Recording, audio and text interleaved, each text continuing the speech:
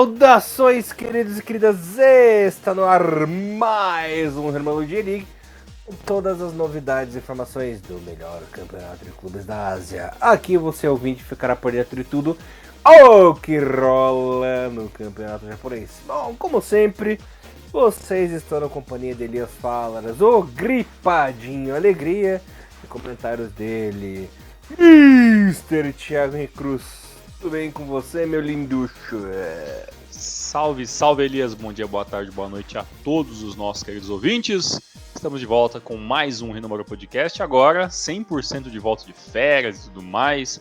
Voltamos à nossa ativa, ficamos aí um tempinho sem programas, né? Depois da entrevista lá com o Anderson Lopes, depois tivemos 2 programas na sequência, né? Depois de 10 dias sem postar nada, e agora, no começo de julho, né, um novo mês, a gente volta à nossa ativa e já começando a semana para falar sobre J-League, as últimas 2 rodadas, a 18, a 19, e mais importante que isso, né, Elias? Essa rodada 19 marca até um período interessante, né, da metade do mês, né, o início, né, o início basicamente da segunda parte da temporada, e também com a questão de janela transferência. Hoje falaremos também, né, os principais jogadores que acabaram saindo e alguns acabaram chegando, né, o mercado da bola que envolve os clubes japoneses, e também, claro, né, uma coisa muito importante que a gente não poderia deixar de falar é sobre a polêmica despedida de Andrés Iniesta do Viseu Kobe, que anunciou a sua saída, e teve um negocinho lá quando ele foi substituído, uma festa muito bonita, mas Elias, treta é uma coisa que está sempre envolvendo o Viseu Kobe, e dessa vez não foi diferente, então vamos colocar todo mundo a par dessa história hoje, meu querido amigo. Sim, senhor Mr. Thiago Cruz. Peço desculpas novamente aos meus lindos e às minhas lindas pelo tom baixo de voz. Novamente, o encarregado aqui gripou. Complicado. Fiquei um mês gripado, me recuperei. 3 semanas depois estou gripado de novo. Ei, desgraça. Então, peço desculpas caso minha voz falhe um pouquinho aí. Estou na fase final de recuperação. Tiagão, antes da gente entrar em maiores detalhes da rodada 19, perdão, passar uns resultadinhos aqui da 18, ó. O Sapporo foi trucidado em casa pelo Cereço Osaka 4x1. Reysol e Berex ficaram no 0x0. Tokyo 2, Nagoya 0. Belmare. Ele conseguiu levar de 6 do Sagan. Que pancada, hein? Deus. Pai amado. Deus. Olha, se faltava. Talvez o Chutomate não tava lá, putz, será que eu vou embora? Será que eu não vou? Aí toma uma cacetada dessa, caneta passou na hora no papelzinho lá e falou, realmente não dá, né? Sabe que pancada. que Sagan tossou em cima do Shonan. Isso do jogo, assim, a equipe do Sagan recebeu uma foto do time do Belmare, né? Aí eles olharam assim e falaram, Deus que me perdoe, macetava. E saiu esse 6. Que fase. Que fase, cara. Reclama do coxa ainda. O Kyoto meteu 2x1 no Yokohama, Gamba 2, Kashima 1. Kashima. Kashima 0, Marinos 1. Ural e Frontale ficaram no 1x1. E o Avispinha também fez favor de levar 3 do Kobe jogando em casa. Muita coisa aconteceu. Eu vi seu Kobe fazendo o seu dever de casa, apesar de estar jogando fora de casa, mas vencendo uma equipe mais fraca. Rodada 18 bem interessante, mas é claro que esse 6x0 do Sagan Tosu. E uma coisa que eu posso dizer é que foram 6 gols de um coletivo que impecável. Eu acho que esse resultado, Elias, talvez dá pra lembrar um pouco daquele Sagan Tosu que ficou durante muito tempo na parte de cima da tabela, né, na temporada passada. Tudo deu muito certo, e o que ficou mais feio pro Shonan Bellmare é que esse jogo era em casa, né? Sim. Então, os torcedores que ali estavam presentes, eles realmente viram algo inacreditável, né? Porque aquilo que eu sempre falo, né? No futebol profissional, tem certas coisas que não podem acontecer, né? E uma delas é a sua equipe tomar de tantos, né? Eu estava até procurando e acabei não encontrando, pelo menos nas súmulas que eu vi, o número de torcedores que estavam, né, lá no Hiratsuka Stadium lá, né, no Lemongas Stadium, né, que é o nome do estádio. E a única coisa que eu consegui achar mais ou menos, Elias, é que tinha mais ou menos em torno de 9 mil espectadores. Então, um público relativamente pequeno, né? A gente sabe que o Shonan Bellmare tem essa questão de nem sempre conseguir lotar os estádios quando joga em casa, mas realmente 9 mil já mostra, né, que talvez a torcida já tá ficando um pouco desanimada, né, com a situação da equipe, e esse 6-0 apenas coloca o Shonan Bellmare numa situação ainda mais delicada no fundo da tabela. Sabe o que é o pior de tudo, Thiagão? Levar 14 gols em 3 jogos. Cara, Ó, 14 gols? Eu vou abrir com você. Olha o que aconteceu. Teve um jogo no meio da rodada, no meio da semana passada, da rodada 12 que estava atrasado, certo? O Brown meteu 4-1 no Bellmare, lá em Saitama. Putz, é verdade. Teve o jogo atrasado lá, né? Nossa, já foi 4-1 já, hein? E detalhe, galera, olha o que eu tô falando. Pra abrir essa rodada já, da 19ª rodada, o que aconteceu? Marinos 4, Bellmare 1. Mais uma. Que pancada, 3 goleadas seguidas, 14 gols em 3 jogos. Levou a equipe do Bellmare, né? Então, as últimas 3 partidas do nosso querido Matino foram realmente acachapantes para ele sair do time de vez. Ele tava na dúvida se ia pra Europa, não. Vai pra Europa, meu filho. Vai com Deus. Que a coisa tá feia, né? Imagina, cara. Pois é, não, e eu tava tentando uma olhadinha na última vitória, assim, dentro da liga, e já faz um tempasso, né, que o Cristiano não vem. Estava procurando aqui, ó, na liga, Elias, a última vitória foi no dia 1º de abril. Parece mentira, né? Shonan Bellmare 4, parece mentira, 4-1 no Gamba Osaka, né, o Gamba é uma equipe ruim, mas naquela situação ali nesse 4, 5, 3 ali, o Gamba também na última colocação, penúltima, lutando para não ficar em último. E depois disso, ainda teve uma vitória no Luvan Cup, uma sequência de alguns empates na J1, né? E depois foram só derrotas, ainda teve um empate 2-2 ali, jogando em casa contra o Brex Niigata no comecinho do mês 6. E depois disso ali, teve só mais uma vitória ali na Copa do Imperador, ali contra uma equipe menor, e depois disso foi só pancada. E, bem, o Shonan passou, né, de fase da Copa do Imperador, mas em compensação na Liga, só apanhou, né, depois disso. Acabou também nem se classificando na próxima fase do Luvan Cup também. Então, é difícil, né, já faz um bom tempo, aí desde o mês 4 que a equipe não sabe o que é vitória, né? Então, realmente, um jejum aí que vai perdurar um tempo, hein? Porque do jeito que as coisas estão, a situação do Shonan Bellmare volta, que é aquela velha situação, né? Nos últimos anos a equipe também já estava meio que se segurando, né? Na parte da tabela, mas parece que tem tudo para piorar o que já não tá nada bom, né? O que realmente é uma pena. E sejamos francos também, Elias, era basicamente impossível o Shonan Bellmare segurar o Chutomate por mais um tempo, né? Eu lembro no começo do ano a gente até fala, poxa, ó, né, Mate continuar bem, né, continuar aí fazendo o que ele sabe fazer, não vai demorar muito para ir embora, né? E dito e feito, né? Não conseguiu nem acabar a temporada, né? Na metade do ano já primeira equipe com um pouquinho de grana já levou embora já. E que nem a gente falou, né? A nossa previsão, a gente falou, Mate não dura até a metade do campeonato. Foi o que aconteceu, né? Uhum. E foi o que aconteceu. E nesse jogo da equipe do Marinos que tá buscando manter os bons resultados, né? E ainda não descolar tão cedo na parte da tabela, que eu acho que o Marinos, junto com o Vissel Kobe, são, claro, as duas equipes com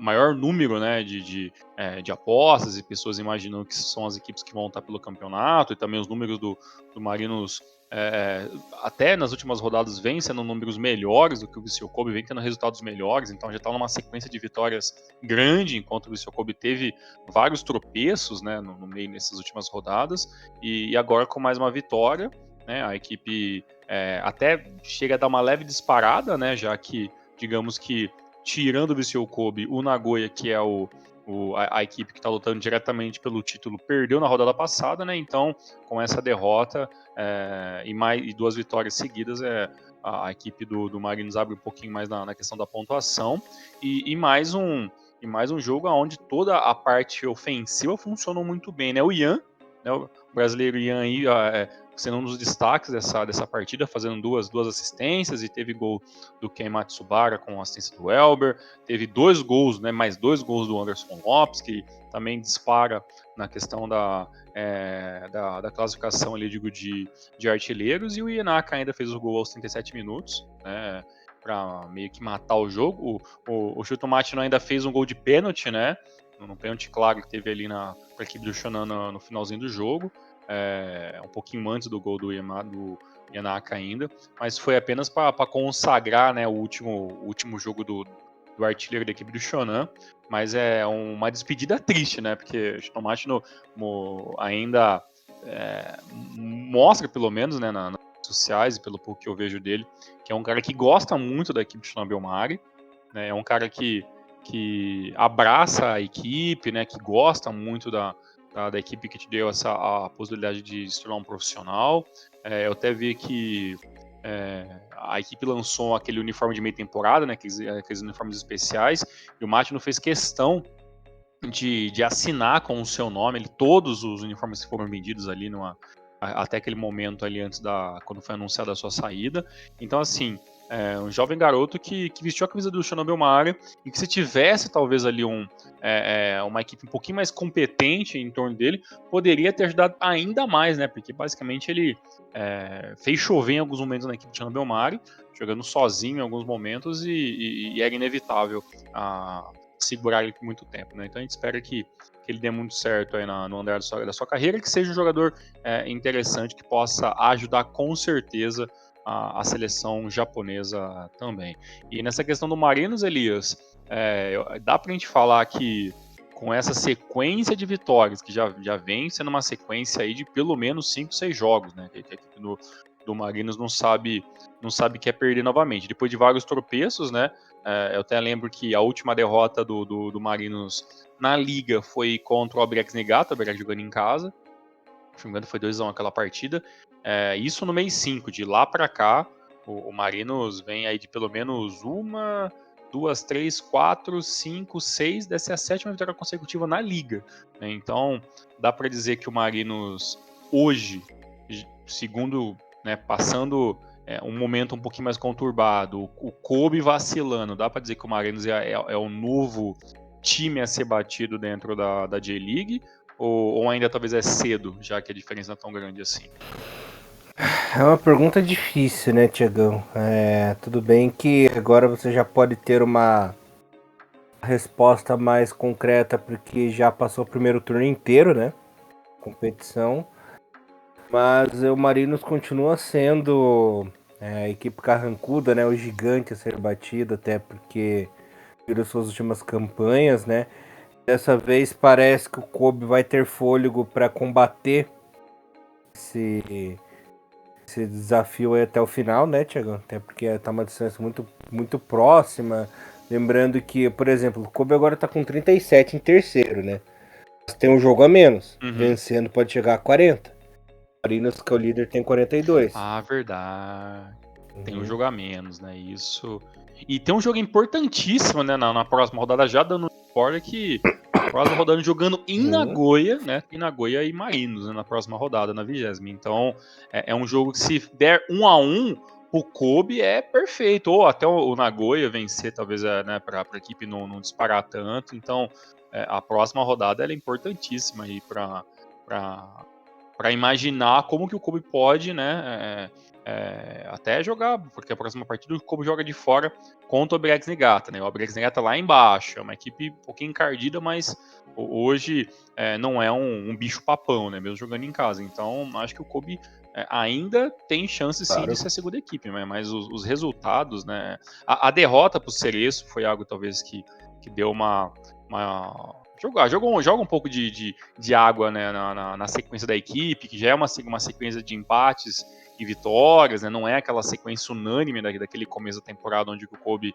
chegou até a abrir 3, 4 pontos de diferença, então agora tá todo mundo mais nivelado e qualquer vacilo vai fazer falta, né? Vai fazer falta, não tem mais como fugir disso. E assim, tá muito parelho, né? Tá muito igual, assim, então tem que prestar atenção. E J-League é aquela coisa, vacilou já era. Complicado, cara. Pois é, ainda mais time sem gordura, né? A gente sempre fala da gordurinha e basicamente como a gordurinha do Kobe foi muito pequena, né? Perdeu-se muito rápido, foram 3 resultados ruins uma sequência aí, e aí basicamente... Coisa que aconteceu na parte de baixo com o próprio Belmari, né? O Belmari que no começo tava de boa, tava tranquilo, de repente, blá, a água foi batendo na bunda, foi tomando uma agulhada atrás da outra, a lanterna já, com 12 pontinhos. Pois é, e o Gamba que veio de um começo de ano ridículo, né? E na verdade até o primeiro Yokoma FC, né? Veio de uma sequência horrível, né? Consegue alguns resultados, pum, saiu do rebaixamento, né? Saiu da última colocação. O Gamba conseguiu uma sequência incrível de vitórias, né? 4, 5 vitórias, acho que foram 5 vitórias consecutivas, bum, saiu e já consegue respirar hoje em 15º. E o Shonan foi perdendo muito disso, né? O próprio Caixa Rei Sol também, que não ganha há um tempão, perdeu nessa rodada também, a gente vai depois falar rapidamente desse resultado, também já cai e vai cada vez caindo. E o Shonan, que não ganha basicamente há 2 meses, há 2, 3 meses, acaba colocando cada vez mais não só o corpo, né, tá basicamente com a cabeça dentro da areia, né, então é difícil. Tiagão, vamos falar de polêmicas agora, despedidas, né, indo pro outro jogo da rodada. Foi o empate do Kobe com a equipe do Sapporo 1x1. Lembrando que o Sapporo chegou a abrir o placar, né, com o Sarachat. Merecia ganhar porque jogou melhor, né? E no finalzinho do segundo tempo, o Matheus Tuller conseguiu empatar. Aí eu já abro a primeira polêmica, antes de a gente entrar no rolo de treta e coisa e tudo mais, né? Primeira polêmica desse jogo. O Iniesta ganhou uma baita homenagem, né? Teve uma puta despedida com comemoração e coisa. Pararam o jogo. Bonito mesmo. O número mosaicão número lá refletido, também. né? Número e o nome dele, no mosaicão, número refletido no campo. Foi bonito, coisa né? linda, festa, assim, muito né? bonita. Agora eu pergunto pra você. Japonês que teve uma despedida dessa, então é uma coisa que a gente sempre bateu nessa tecla, né? Que os japoneses, eles encerram a carreira, só apenas apagam o holofote, né? Eles estão ali e tal, tem uma despedida mínima. Agora, por que ficar babando ovo de estrangeiro de novo, né? Fazer uma puta despedida pro cara e tal. Realmente, os caras que fizeram história na seleção japonesa, na J-League e tudo mais, que alavancaram o futebol japonês, como Nakamura, né? Por exemplo, não tiveram essas despedidas glamurosas como que aconteceu do Iniesta, né? Eu falo até mais pra você, viu, Elias? Até uma palavra até mais dura que isso. Normalmente, o jogador japonês, ele sai pela porta dos fundos na equipe, né? Para mim, a gente pode citar uma cacetada aqui, né? Pô, a despedida, sei lá, do Kawaguchi, né? De qualquer clube, porta dos fundos, né? Nagasaki, Nanami, né? O Ono ainda talvez tenha uma despedida, mas também Endo provavelmente vai sair pela porta dos fundos, como uma sabe o Gamboa despedida da J3, né? Pela porta dos fundos. Não, pior, mas mesmo quando tava na J1 também. E outra, nem pra fazer um jogo comemorativo. Aquilo que a gente fala, não tem um jogo comemorativo, né, cara? O Nakata, né, terminou a carreira lá, na Europa, ninguém quis fazer nada. Não teve um jogo do Belmar, não teve um jogo da seleção, né? Takahara, assim,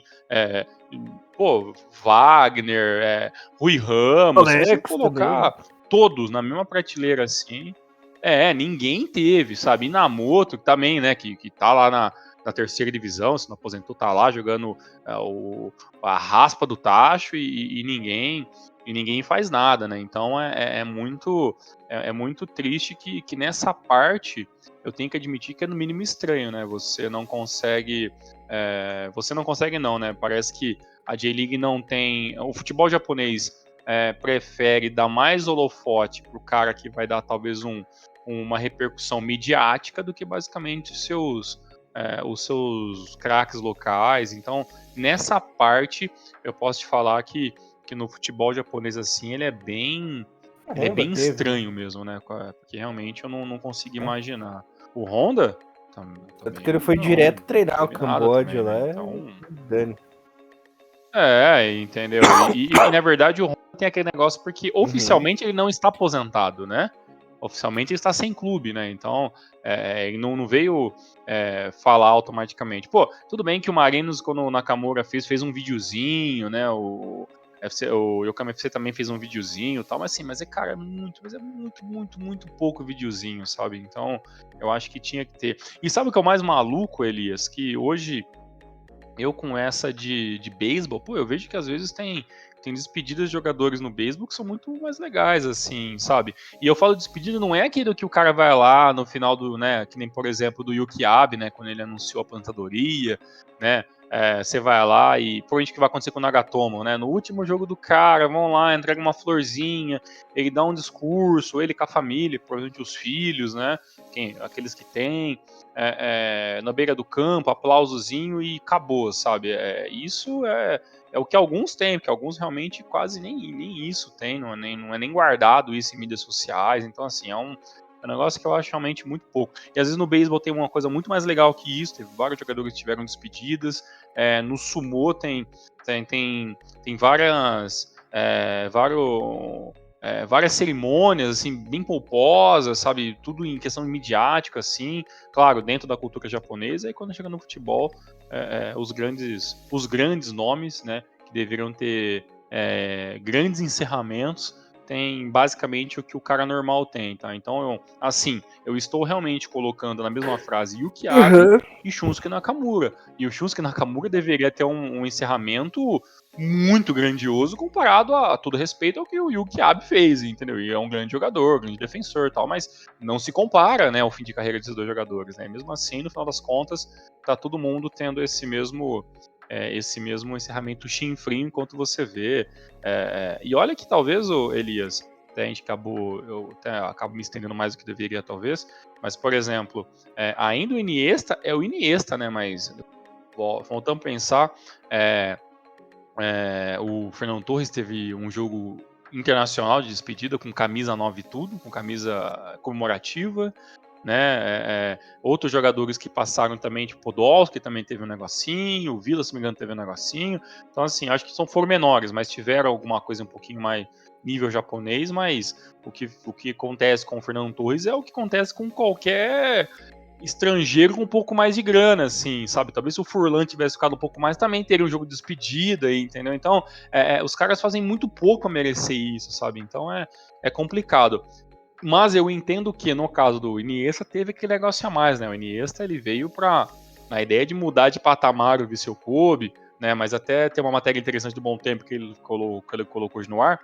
Recomendo todos procurem lá no globesport.com/futebol no Japão, que ele fala até assim, o Kobe antes do Iniesta era o Vissel Kobe, agora é o Kobe, o time que jogou o Iniesta, mas no total o Kobe com o Iniesta perdeu mais do que ganhou nesses 5 anos de Iniesta no Japão, né? E só ganhou um título e agora o Vissel Kobe é uma equipe que disputa títulos, mas ainda é uma equipe que perde muito, é uma equipe que em vários momentos ficou no final da tabela, é uma equipe que erra pra cacete, não virou um super time o Vissel Kobe com o Iniesta, é só uma equipe que agora é mais conhecido fora, então talvez financeiramente o Iniesta compensou e se pagou, por isso talvez essa grande festa de despedida, e também porque é o Iniesta, né, mas é justo?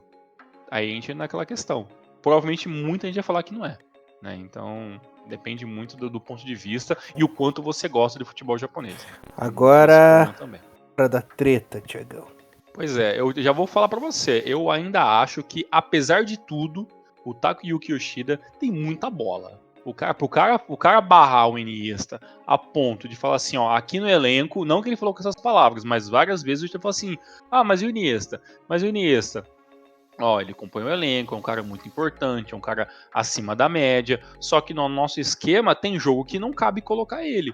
E não tá errado, né? Porque o Iniesta é um cara de 38 anos. Mas a maior treta é que quando o Iniesta é substituído, né, no finalzinho do jogo, ali na questão ali de na troca de, né, na saída e tudo mais lá, ele vai lá, cumprimenta, né, o seu o treinador, né, adversário da equipe do Sapporo, né, que é o Petrovic, né, e não cumprimenta o Yoshida na saída, né, o Yoshida na costa dele, ele meio que nem olha muito para ele, né, no vídeo que todo mundo saiu nas internets aí, e ele apenas olha para baixo, vai direto ali para junto dos jogadores no banco de reserva e fica por isso mesmo. É isso que o Iniesta acabou saindo aos 57, 58 ali, comecinho ainda do segundo tempo. Então, é claro que isso repercutiu, né? O Yoshida não foi cumprimentado pelo Iniesta ali na sua Complicado, despedida né? do Japão. Agora você vê que... Será que esse é um dos motivos de Iniesta ter saído no meio da temporada? Tava planejado mesmo a saída no meio da temporada ou ele acabou adiantando por essas tretinhas, esses probleminhas aí com o Yoshida, né? Então... Provavelmente.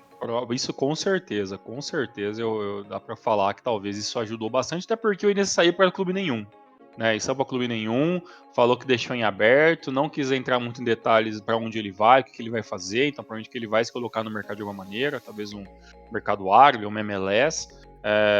Mas assim, com certeza eu acho que o que ele pensou é que ele seria jogador titular, que ele seria o jogador importante para o possível título no final da temporada, que é o que o Kobe almeja, e aí ele foi vendo que, pô, já foram 20 rodadas, joguei 9, 10 no máximo, eu entro só no segundo tempo, eu sou um cara que tô compondo elenco, e eu sou o Iniesta, né, então eu não aceito, né, e talvez entre um pouco do ego do jogador, né, eu não aceito ser banco, sendo que eu sou o cara, eu sou o Iniesta, e aí ele acabou optando por sair. Então, para mim, é muito culhão do Yoshida, que vai ter que arcar com esse culhão, né? Porque sem o Iniesta, se o Kobe perde esse título, você acha que vai entrar na conta de quem vai isso no entrar final no da rabo de temporada? quem, né? Vai entrar do Yoshidão da massa aí. Então, assim, já que com o Iniesta no elenco ele era banco, agora eu faço questão de sempre que o Kobe ganhar, empatar, a opção de perder, ir nas redes sociais e procurar as declarações do Yoshida para trazer aqui pro Rio, porque agora, com certeza, ele vai ser cobrado por isso. Vai. Dragão, joguinhos Hum. legais que você queria comentar mesmo? Vamos lá, para a gente encerrar aí a rodada de J1, eu gostaria de falar da vitória, né, do atual vice no campeonato. O Nagoya Grampus venceu em casa a equipe do Kazakh Frontale, né, o Toyota Stadium com 25 mil, um público muito interessante, e um jogo aonde dá para dizer que a malandragem de Casper Janker venceu a defesa do Frontale, e antes do gol, né, durante ali todo o primeiro tempo, o Nagoya ele mostrou um pouco mais de eficiência, né, durante o começo do jogo, e eu falei, poxa, olha só, né, olha o Kami Fukumoto talvez fazendo o seu melhor jogo, né, pelo Frontale, defendeu ali umas 2, 3 bolas difíceis até, e aí vem o primeiro gol ali do Casper Jank, que o Kami Fukumoto ele defende a bola, né, na finalização ali do jogador gringo, só que a bola fica presa meio na perna e meio que escapa, né? Eu e o Janker, muito ligeiro, foi lá, pegou a bola e colocou para dentro do gol. Isso aos 41 minutos do primeiro tempo. Tava tudo para o jogo acabar empatado no primeiro tempo, e a equipe do Frontale até começou, né, a gostar um pouquinho mais do jogo, com algumas tentativas de finalização ali de meia distância, e no comecinho do segundo tempo, né, já logo tem uma mudança, a equipe do Frontale tenta uma abordagem diferente, trabalhou muito pelas laterais, mas aí toma o gol do Izumi ali no lançamento do Nagai, e 2-0 fica muito difícil pro Frontale, né, pro coletivo aí, pro coletivo Kawasaki Frontale do 23 fazer alguma coisa. Ainda o Yakizaka foi mais uma vez aí um jogador mais importante da parte ofensiva, o Schmidt também jogou muito bem, mas a equipe acabou não conseguindo empatar o jogo e acabou o resultado em em 2-0, e para mim uma das piores partidas do Kurumai, que até tentou uma finalização, acabou não dando muito certo, e do Oshima, que vem sendo um jogador muito importante nessa equipe, acabou também tendo um joguinho um pouquinho mais fraco. Melhor para a equipe do Nagoya, que saiu com mais 3 pontos e coloca aí cada vez mais, né, entre, né, entre Marinos e Vissel Kobe, que eram as equipes que mais são faladas na temporada. E um outro jogo também gostaria de comentar, Elias, rapidamente, foi na derrota, né, do Cereço Osaka. Mais um tropeço aí do Cereço em busca da vaga da CL, dessa vez jogando em casa contra, né, o grande avispão destruidor da massa, o Avispinha, que conseguiu vencer essa partida com 1-0, né, gol de cabeça do Luquian. Luquian que comemorou bastante esse gol, né, ali no Kanamori deu o lançamento pro lado esquerdo, e o Luquian subiu a lá Cristiano Ronaldo no terceiro andar para cabecear no canto do goleiro, e o Luquian que com esse gol quebra um jejum de 2 meses, né, que já não marcava, apenas o 5º gol do Luquian na temporada. O Luquian é um jogador que eu acho até que merecia uma oportunidade de uma equipe melhor, né, uma equipe um pouquinho mais alta da tabela, mas tá fazendo aquilo que pode, apesar de uma temporada um pouquinho mais calma, né, e não tanto avassaladora como não teve nos últimos anos. Esse 1-0 foi logo aos 22 minutos, né, do primeiro tempo, e a grande verdade, Elias, que foi um jogo mas pensa num jogo ruim, que foi da equipe do Cereço, que basicamente se anulou, né, a defesa não funcionou, né, o meio campo não funcionou, Cato e Léo Ceará muito disperso em algum momento, o camisa 9 da equipe do Cereço ainda teve uma chance ali que ele consegue a bola dentro da área e faz a finalização um pouco sem força, e o Murakami acaba fazendo a defesa, né? O Murakami também, para mim, um dos melhores jogadores em campo. O Ideguchi também, até faz tempo que a gente fala dele, fez uma boa partida, mas assim, uma partida no coletivo horrível, né? Todos, Kida, Capixaba, Kagawa, George Crooks, assim, todos muito mal nessa partida. George Clooney? O George Clooney, né? Qual que é o. George o nome dele?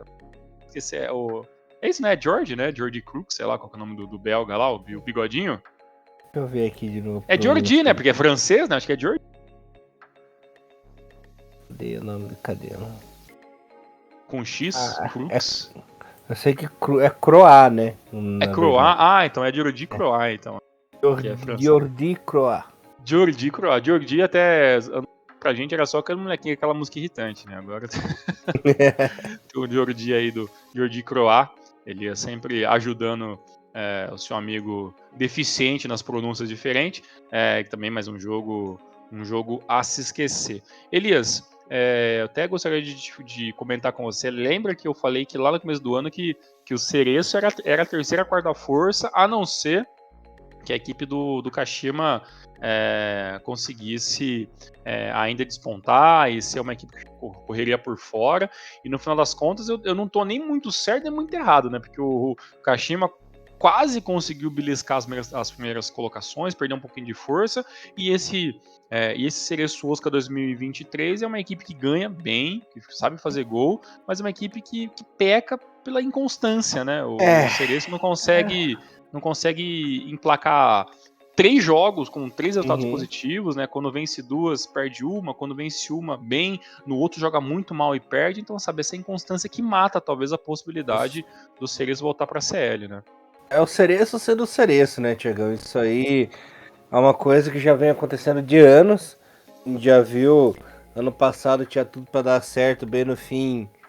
Trejou, né, Tiagão? É complicado, né? Como a gente sempre faz nos nossos previews do Nomaru, tudo pode acontecer com o Cereço, né? Não dá pra colocar ele em uma posição absoluta de que vai terminar. Não, essa temporada termina em terceiro.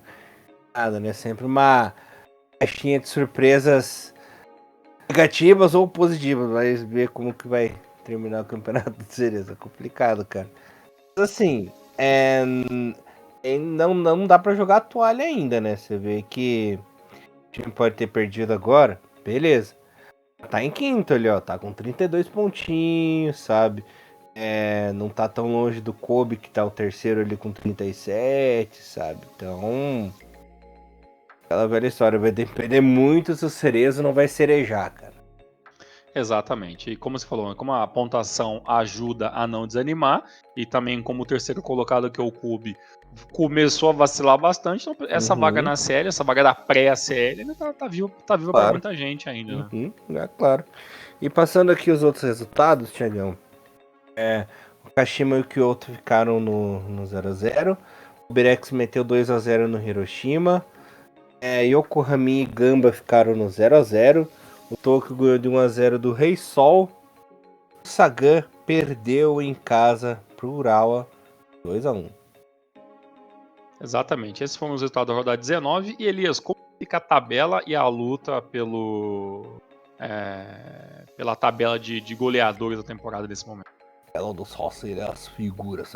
No momento temos o Marinos na liderança isolada com 19 jogos e 42 pontinhos. Em segundo, Nagoya com 38. Em terceiro, o Kobe com 37. Lembrando que a equipe do Kobe tem 18 partidas, né? Como eu falei anteriormente, pode vencer aí seu joguinho atrasado e pular para a segunda. E lembrando que essa temporada, devido aos ajustes de tabela para a temporada que vem, né, Tiagão, cai apenas uma equipe.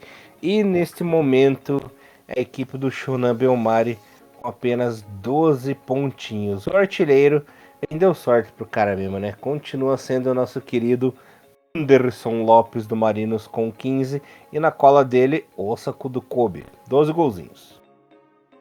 Muito bom, Elias. E antes da gente passar para J2, vamos falar um pouquinho sobre o mercadinho da bola, porque o mercado da bola de meia temporada no Japão é um Deus nos acuda, porque normalmente a sua equipe vai perder jogador para a Europa, e esse ano não foi diferente, apesar de muitas dessas mudanças, sinceramente, não me agradaram muito, viu, Elias? Tenho que te falar que esse mercado da bola,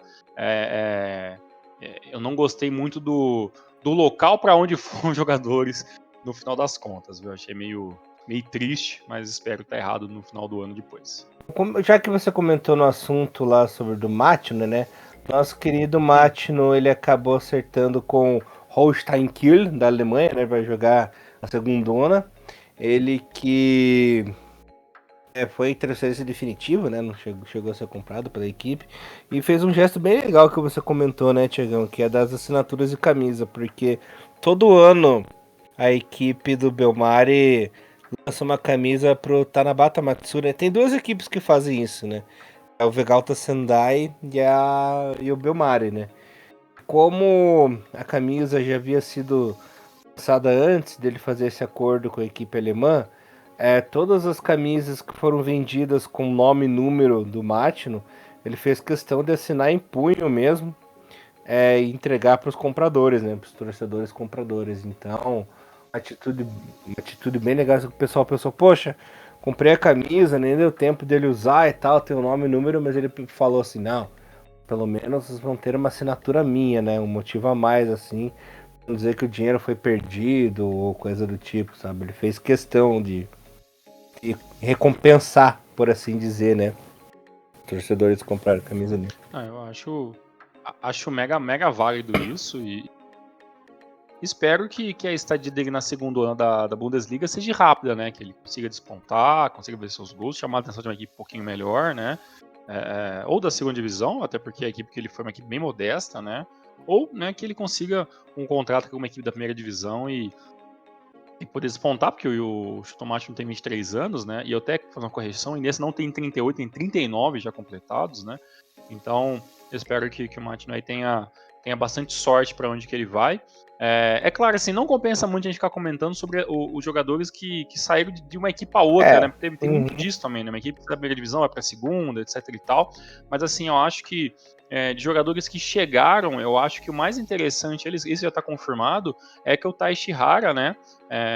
Que é jogador da seleção, o centroavante que chegou a passar pela seleção de base, estava no Sant Truiden, né, da Bélgica, e depois fez um leve.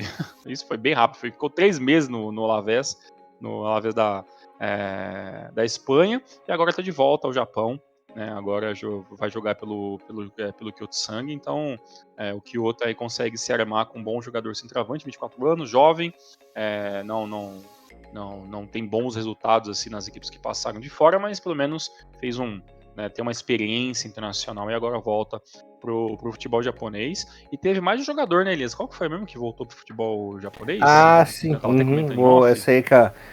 O jeito foi a grande contratação, assim, que foi o retorno do Hiroki Abe, né? Hiroki Abe que era cria do Kashima, foi lá pra Espanha pro Real Madrid B, né? Mas lesionou muito, se machucou muito, atuou pouco lá na equipe do Real Madrid B, mas todo mundo achava que ele ia retornar ao Kashima.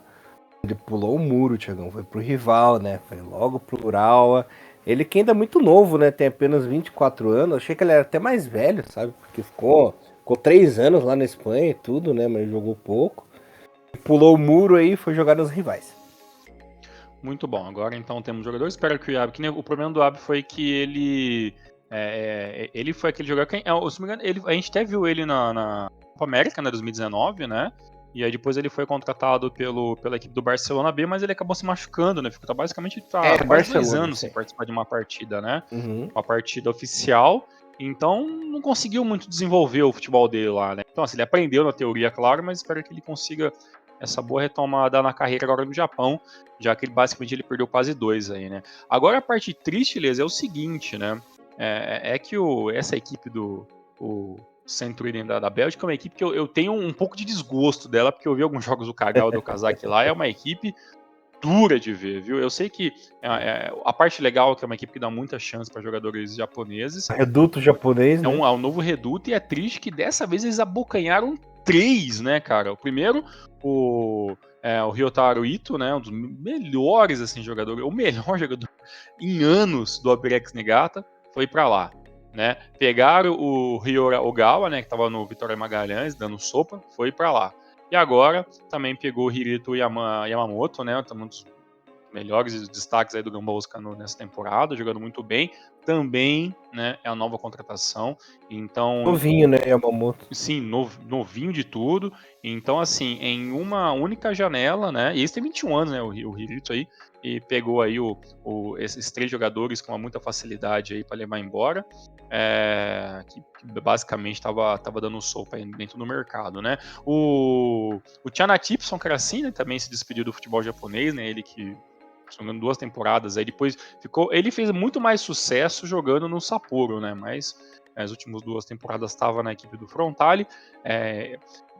Sejamos bem francos aqui, né, Elias? O Socaracin, ele fazia parte do elenco para compor o elenco, mas ele não era um jogador muito utilizado do elenco. Teve lá seus relances, mas o que eu achava interessante e esperto pra caramba do Frontale foi que a vinda do Socaracin pro futebol japonês foi muito dessa questão de você ter um jogador importante de uma seleção, né, de um outro país, para chamar a atenção do seu campeonato daquele país, né? Então, a Tailândia, a J-League passa, né, nos canais pagos, então é uma forma de você difundir, né, o futebol japonês, né? E teve uns anos aí que tinha uns 2, 3 jogadores tailandeses rondando o futebol japonês, só que sendo o melhor deles. Então, ele foi muito utilizado como gol de propaganda, né, para esse desenvolvimento de trazer mais jogadores, né, da Tailândia para o Japão, então esse intercâmbio, esse mês de garoto propaganda. Agora o seu contrato foi embora e ele volta para jogar no seu futebol local, super assim, que é muito bacana, muito legal, mas infelizmente não estava no mesmo nível do restante do elenco da equipe do Frontale, né? E acho que de mais importante assim, né? E também teve a saída também do Koki Matida também, né, que saiu, um jogador bem interessante, né, que saiu ali da equipe do Kashima e foi agora para o União, né? União também da Bélgica, ex-equipe, famosa ex-equipe, né? que também já passou outros jogadores japoneses como o Kaoru Mitoma. Você falou do Centruden, né? Agora com a vinda dos dois, tem 7 jogadores japoneses na equipe. E o Okazaki, nos últimos dias também anunciou, eu coloquei isso no meu Twitter, que ele anunciou que ele estendeu, não falou tempo, mas estendeu um pouco mais o seu contrato lá. Então eu até pensei que ele ficaria, que ele já voltaria pro Nagoya, talvez, né? Perdão, pro Shimizu, né? Não pro Nagoya, pro Shimizu, mas ele estendeu. Se subir, quem sabe? Que se subir, é isso que eu pensei, né? Que subir, quem sabe, né? Ele possa vir fazer aí a sua, não despedida, mas não sei, não sabemos, talvez a sua despedida, na teoria, né? No futebol japonês, se é assim, né, o elefantinho de Shizuoka ajudar. Ah, o nosso querido Kozak tá lá tomando uma cervejinha belga, lá Tá de comendo boa, né? chocolatinho. Tá de boa.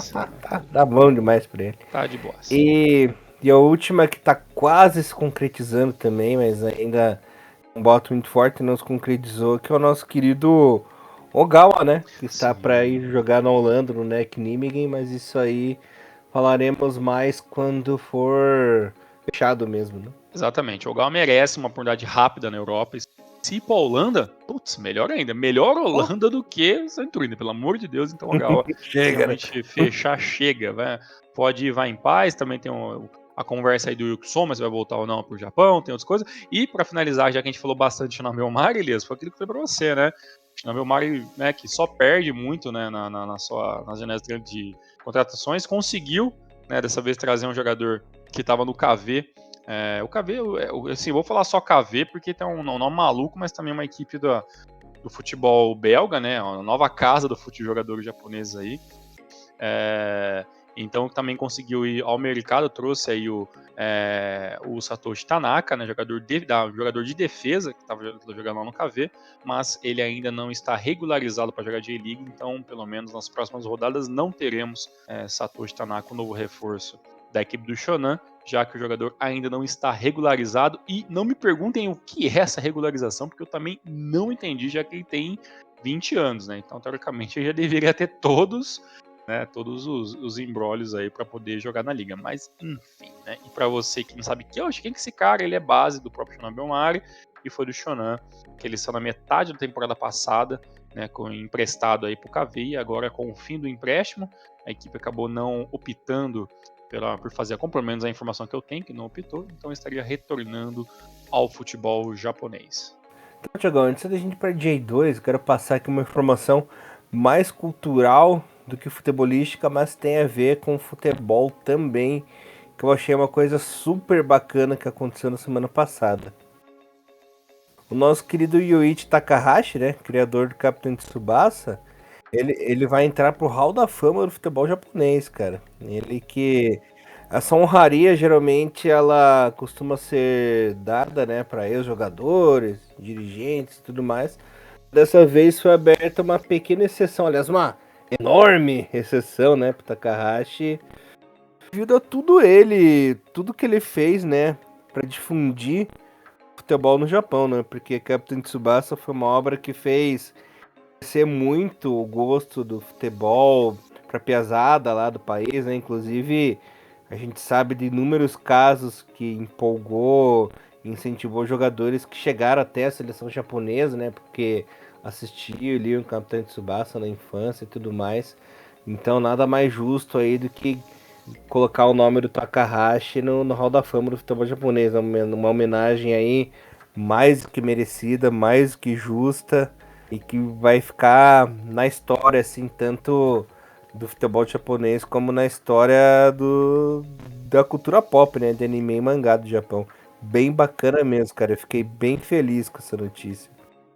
Bem, mais do que merecido, realmente a importância dele. Claro, tem aquela conversa de, nossa, por causa dele tem muitos meio-campistas, né, mas, cara, independente de qualquer coisa, o produto Capitão Tsubasa é muito legal, é extremamente atual, né, você pode pegar os últimos animes e assistir até hoje, os mangás saem, os derivados, né, que eu tenho alguns lá, o Prime e o Pride, que é um derivado do Capitão Tsubasa, tem bastante coisa muito legal desse anime, que foi muito importante aqui para os brasileiros também, né? Então todo mundo. A gente adora, né?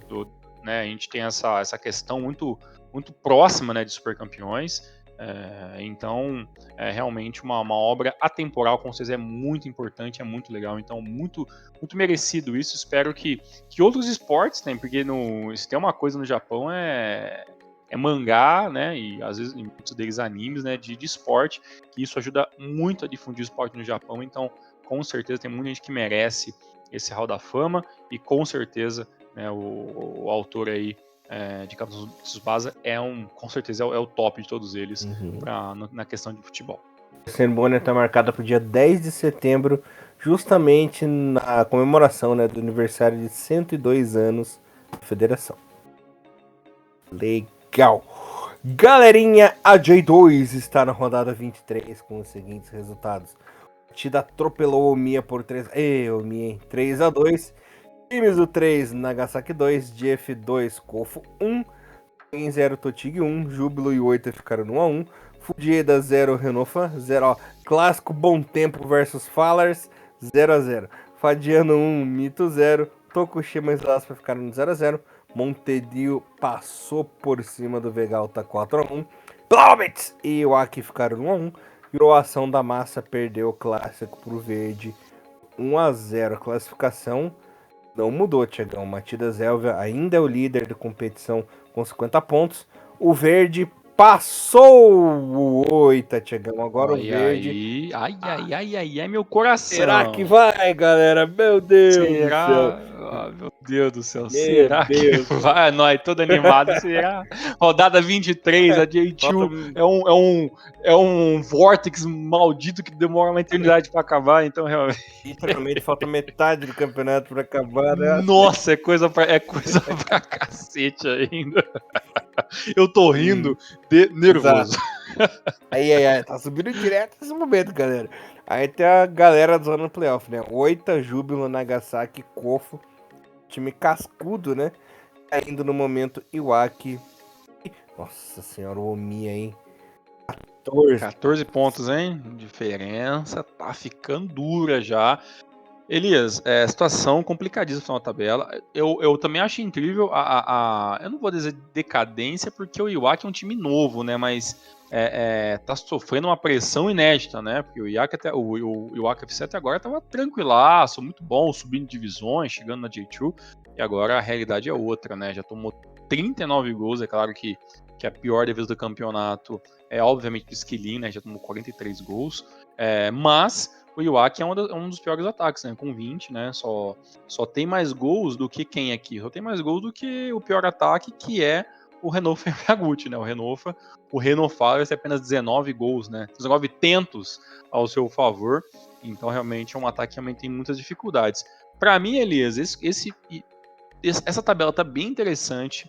Eu ainda acho que a gente vai falar muito ainda do Júbilo Iwata. O Júbilo Iwata, eu consegui assistir esse jogo, que foi um empate entre ele e o Oita, e o Júbilo cascudo, viu? O Júbilo tá voltando até aquela casca, uma equipe chata.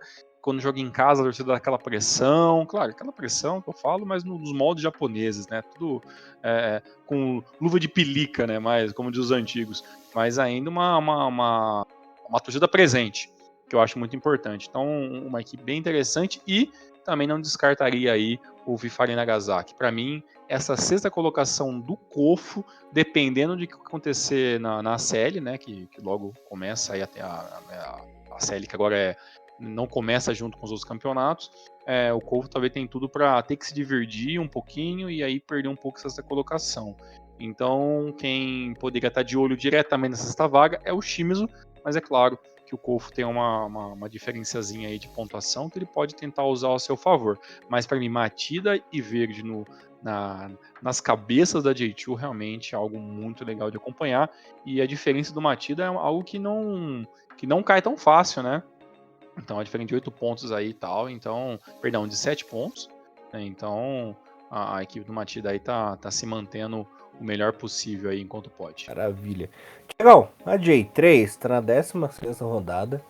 Os resultados são Azul Claro 2, Gravans 1, Gavaharo 1, Yokohama 1, olha só Yokohama, Sagamihara 0, Fanraure 1, Matsumoto e Ehime ficaram 1x1. Nagano, parceiro, levou uma sova do Imabari em casa, 4x0, rapaz do céu. Taler 0, Kagoshima 2, Kushima 0, Naulio Nara Club 5x0 fora de casa. Renari, Totori, Gamba e Osaka FC, ó. Já coloquei o Gamba na J3, ó, uma profecia aí, ó. 2x2. Kawatamaré 1, Ryukyu 2. Ifu e Grula Murioka ficaram no 0x0. O líder é o Kataler Toyama com 30 pontos. Seguido do Ehime com 29, né? Equipes que sobem direto. Lanterninha, por incrível que pareça, não é do Yokohama, e sim Sagamihara, apenas 10 pontinhos. Eita. Tudo que ele ia sofre na J2, eu sofro na terceira divisão. É basicamente isso. Sem mais, ainda muito bom o topo da tabela. Vamos ver se o Cataler realmente consegue. Até que a diferença é muito pouca, viu? Tá tudo muito junto. A diferença do primeiro colocado ali até o quarto, quinto é pouquíssima, é 4 pontos. Então tá tudo muito aberto ainda. E o Ehime tem uma chance de ouro de voltar a ser uma equipe de segunda divisão. Então vamos aguardar. Maravilha. E na nossa JFL, Maurício perdeu a liderança, Tiagão. Finalmente, né? Demorou, mas aconteceu, né? Perdeu o Maurício, perdeu a liderança pro nosso Danriga, né? Os resultados da 14ª rodada. Tokyo Musashi no 2, Danriga 4, né? O Railuk Shiga, né? Virten Mie 2, Sony Sendai 1. Honda 1, Kochi United 0. Erespai Raimiro Aomori ficaram no 0x0. Kiyamo Hirakata e Urayasu ficaram no 1x1. Maruyasu Okazaki 3, né? Nosso querido Maurício ganhou do Minebe Mitsumi, né? 3x2. Suzuka Point Gathers e Okinawa ficaram no 1x1. O grande líder é o Railuk Shiga com 23 pontinhos. Em segundo, Maruyasu Okazaki com 22. Muito bom. A única observação que eu faço é que Elias se recusa a falar o nome Bill Breco Hayasu. Isso me deixa indignado. Mas também blá blá blá. Elias se recusa. O time do boneco de massa. Do boneco de massa, Bill Breca, Urayasu. Elias, finalmente, né, tivemos uma troca aí na parte de cima, apesar que o Criação Shinjuku também aí tá buscando sempre ficar entre os primeiros colocados. Então, assim, é mais uma competição que vai ser, pelo menos até tudo indica, no detalhe, né? O Sony Sendai em sexto é algo que me salta um pouco os olhos, né? Também é uma equipe que vem ganhando e perdendo com uma certa sequência, né? Não consegue muito se manter. E de todos esses, os únicos que não sabem o que é perder nas últimas rodadas, pelo menos nas últimas 5 rodadas, né? É o Murayasu, né? Que ganha, que apesar de ter perdido, né, foi por causa do empate, né? Que ele teve na última rodada. Então é uma equipe que dificilmente vem perdendo na competição. Tem até então 4 derrotas, mas foram de rodadas bem iniciais, apesar, né, que o Shiga tem apenas 2 derrotas, então é uma equipe que perde bem menos, né, uma das melhores defesas da competição, e umas equipes que mais vencem, né, e pouco perde. E o Criação Shinjuku, apesar de alguns jogos bem, mas tem uma equipe que perde bastante, estava conseguindo aí também estar na terceira colocação e brigando por título. Então, são times que têm basicamente ideias muito diferentes de futebol, né? Alguns priorizam mais o ataque, outros priorizam mais a defesa, alguns priorizam mais até o empate, né? E se segurar um pouco mais, mas todos ali numa sequência interessante de pontos e uma distribuição bem legal ali desse estilo de jogo, né? E como a diferença de pouco é muito pequena, né? Se for colocado o primeiro colocado até o sexto, que é o Honda Sendai, diferença de 2 pontos, né? Então, assim, em 2 rodadas a gente pode vir aqui e vai falar de um monte de equipes diferentes, porque realmente a JFL hoje, junto com a J3, os campeonatos mais, digamos que mais difíceis de se prever, porque tudo pode acontecer. Né? Tem que ficar muito de olho, prestar muita atenção, porque nem a mãe de Ná consegue prever tudo isso. Exatamente, essa aí, né? Se você quer realmente prever, realmente não é a boa você fazer os seus joguinhos de aposta. Elias, rodada número 20 da J1 acontece a partir dessa sexta-feira. Temos um jogo na sexta-feira, que é o jogo do Vissel Kobe versus Albirex Niigata. Na verdade é Albirex Niigata versus Kobe, já que o jogo é lá em Niigata. E depois temos toda a rodada acontecendo no sábado, né? Com jogos às 6, às 7, às 6 e meia. Então a rodada está um pouquinho mais complicada para a gente poder assistir. Mas se você quiser e assim puder, dá uma olhadinha aí na internet. Aí com certeza vai ter um jogo da J-League para vocês estarem assistindo também. Elias, muito obrigado por hoje. Tamo junto e até semana que vem. Mais uma vez, muito obrigado, galerinha. É isso aí. E Rinomaru, levando o melhor futebol japonês. Vocês, galera, valeu. Até semana que vem. Valeu, forte abraço. Tchau, tchau. Sayonara.